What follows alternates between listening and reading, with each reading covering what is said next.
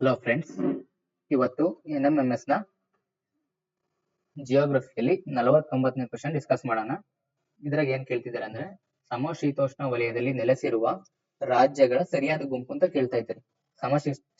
ಸಮಶೀತೋಷ್ಣ ವಲಯದಲ್ಲಿ ನೆಲೆಸಿರುವ ರಾಜ್ಯಗಳನ್ನು ಕೇಳ್ತಾ ಇದ್ದಾರೆ.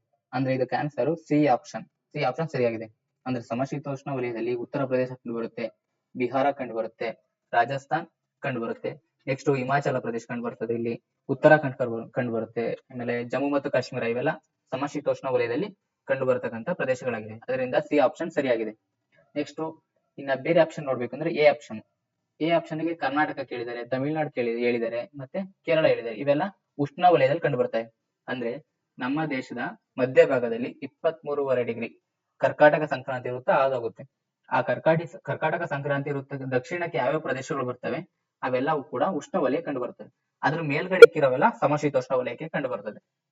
ಅದರಿಂದ ಕರ್ನಾಟಕ, ತಮಿಳುನಾಡು, ಕೇರಳ ಇವೆಲ್ಲ ಉಷ್ಣ ವಲಯ ಆಯ್ತು.